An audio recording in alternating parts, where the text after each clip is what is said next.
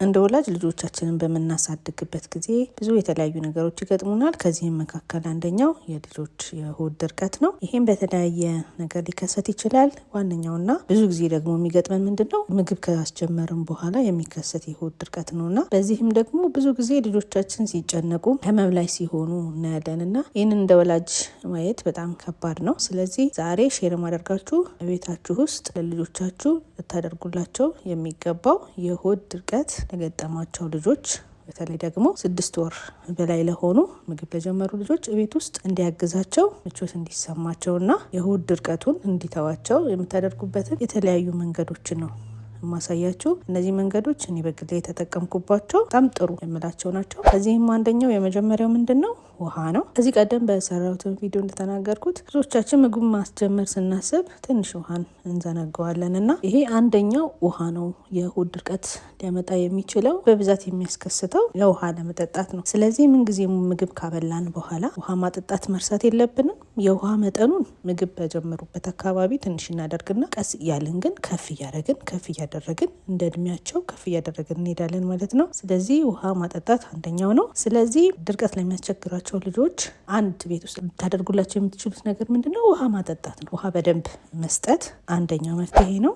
ሁለተኛው ደግሞ ለ6 ወራት የወስዱት የነበሩትን ወተት ማጠጣት አለማቆም ነው። ይህም የጡት ወተት ሊሆን ይችላል፣ የቆርቆሮ ወተት ሊሆን ይችላል። ምግብ ከመጀመራቸው በፊት የሚጠቀሙትን ወተት አሁንም መጠቀም አለባቸው። መጠኑ ቀስ እያለ እነሱ የምግብ የሚወስዱበት መጠን ከፍ እያለ ሲሄድ ነው መጠኑ ቀንስ እያለ እየቀነሰ የሚሄደው እንጂ በአንዴ ከ6 ወር በፊት የሚወስዱትን ወተት ማቆም የለብንም። ድርቀትን በሚያስቸግራቸው ጊዜ ለ6 ወራት ሲወስዱት የነበረውን ነገር በተከታታይ መስጠት በጣም ጥሩ ነው ማለት ነው። እዚህ ላይ ምግብ ስታዘጋጁ ለ6 ወር የተጠቀሙበትን ወተት የጡት ወተት ሊሆን ይችላል፣ የቆርቆሮ ወተት ሊሆን ይችላል። እሱን መጠቀም አንደኛ ድርቀትን ይከላከላል። የለመዱትን ነገር ሰውነታቸው እየወሰደ ስለሚሄድ ቀስ እያለን ምግቡን ስናዘጋጅ ስንፈጭ ቀስ እያለን በውሃ እየተካን መሄድ እንችላለን። ካልሆነም ግን በውሃም ቢሆን ተዘጋጅቶ ድርቀት በተከሰተባቸው ጊዜ የጡት ወተትን ወይ የቆርቆሮ ወተትን ለ6 ወር የወሰዱትን በተከታታይ መስጠት ለድርቀቱ ሌላኛው መፍትሄ ነው ማለት ነው።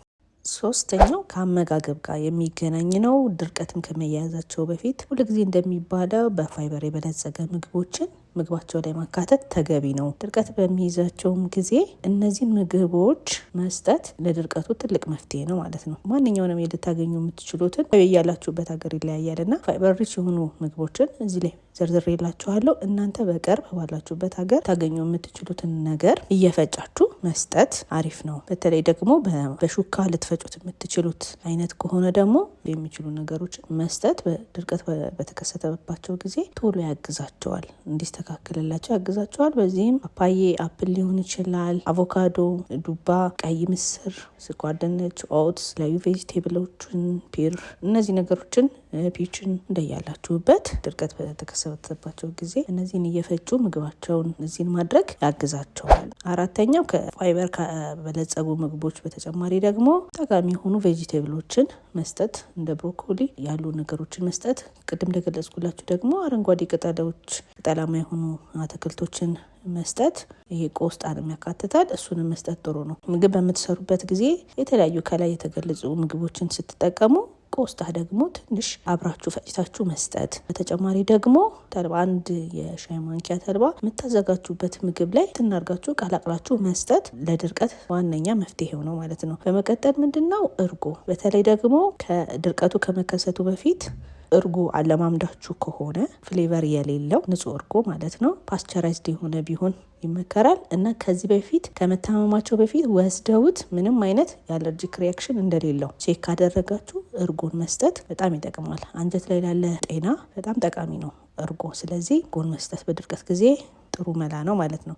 ሌላኛው ዘቢብና ቴምር በጣም ፍቱን መድኃኒት ነው። ዘቢብ 3 ፍሬ እንደመጠኑ 3ም 4ም ፍሬ አድርጋችሁ ዘፍዝፋችሁ ታሳድሩታላችሁ። በውሃ አነስ ባለ ውሃ ነው የምታደርጉት። 2 ማንኪያ 3 ማንኪያ ነው የምታጠጧቸው። ከዛ እንደዛው ነው ካደረ በኋላ በማንኪያ ፍጭት ታደርጉትና በደንብ ትፈጩታላችሁ። ከውሃው ከተዘበዘፈው ውሃ ጋር በደንብ ይፈጭና አጥልላችሁ መስጠት ነው። 2 ማንኪያ 3 ማንኪያ እያደረጋችሁ መስጠት። ይሄም ድርቀትን ያግዛችኋል። በተመሳሳይም ደግሞ ቴምር የምትሰጡት እንደዛ ነው። 2 ፍሬ ቴምር የሚሆን በውሃ አነስ ባለ ውሃ ዘፍዝፋችሁ ታሳድሩትና ጠዋት በማንኪያ በደንብ ቀላቅላችሁት ብትን ታደርጉታላችሁ። በተለይ ከተዘፈዘፈ በኋላ በጣም ልስልስ ስለሚል ይቀላቀላል፣ ከለሩንም ይቀይራል፣ ብትንትን ነው የሚለው። እንደሱ አድርጋችሁ በደንብ ከዋሃዳችሁት በኋላ በማጥለያ ጥላችሁ ይህንንም 2 ወይ 3 ማንኪያ መስጠት ማለት ነው። እነዚህ ነገሮችን የምታደርጉት በተደጋጋሚ ነው።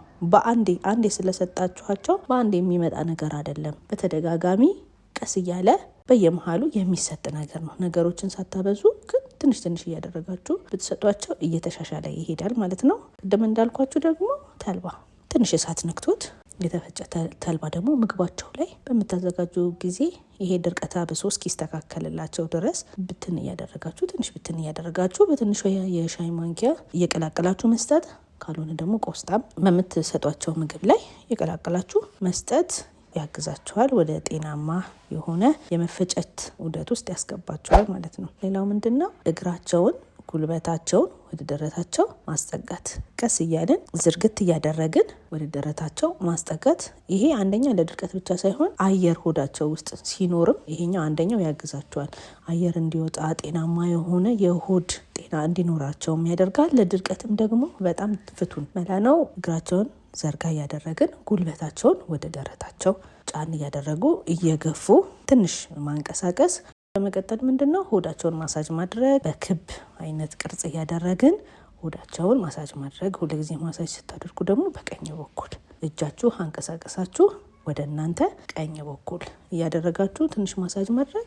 ከዛ ደግሞ እምብርታቸውንም ተከትሎ ወደ ታች ትንሽ ገፋ ማድረግ። ይሄ እንቅስቃሴ የአንጀት እንቅስቃሴን ነቃ እንዲል ጤናማ የሆነ አክቲቪቲ እንዲኖረው ስለሚያደርግ ይህም አንድ ድርቀትን የሚያግዝ መፍትሄ ነው። በቤታችሁ ልታደርጉት የምትችሉት ማለት ነው። ሌላኛው እግራቸውን ማሳጅ ማድረግ ነው። ሁሉም ነርቭ ሲስተም ከእግር ጋር የተያያዘ ስለሆነ እግራቸውንም ተረከዛቸው መሀል ላይ ወደ ጣቶችም አካባቢ ቀስ እያደረጋችሁ ማሳጅ ማድረግ፣ በዚህም የአንጀት መስሎችን እንዲነቃቁ ስለሚረዳቸው ከድርቀት የሚገላግላቸው ሌላኛው መፍትሄ ነው። እነዚህ 5 መፍትሄዎችን በቤት ውስጥ ልታደርጓቸው የምትችሉ ነው።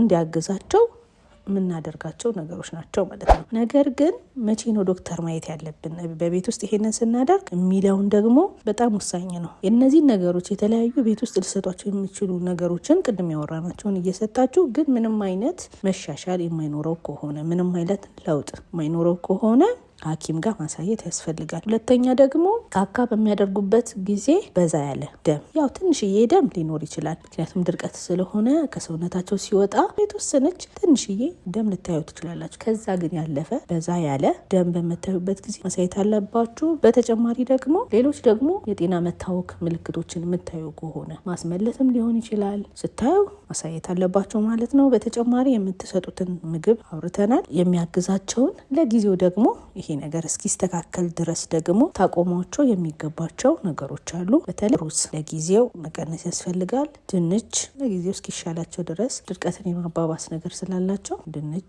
መቀነስ ያስፈልጋል እና ካሮት በተለይ ደግሞ በዛ ያለ መጠን የሚኖረው ከሆነ ትንሽዬ መጠን ካለው ብዙም ችግር ላይኖረው ይችላል። ድርቀቱ እስከሚተዋቸው ድረስ መጠኑን መቀነስ ያስፈልጋል። ከተቻለም ደግሞ እስኪሻላቸው ትንሽ ባይወስዱትም ጥሩ ነው። ከዛ ውጭ ግን እነዚህ ጤናማ ነገሮች ስለሆኑ የምግብ ስኬጁላችሁ ላይ የምግብ ፕላናችሁ ላይ ያው ይካተታል። አሁን ግን ወደ ጤናማ የአንጀት እንቅስቃሴ እንዲሄዱ የሚያደርጋቸውን ነገር ለማሻሻል ነው። የዛሬ ቪዲዮ እንደጠቀማችሁ አስባለሁ። እናቶች ተጠቀሙበታላችሁ እርግጠኛ ነኝ። ተጠቅማችሁበት የትኛው ዘዴ ለእናንተ እንደሰራላችሁም ኮሜንት ላይ አስቀምጡልኝ። በቀጣይ በሌላ ቆንጆ እናንተን በሚያግዝ ቪዲዮ እንገናኛለን። ወዳችኋለሁ። ቻው ቻው።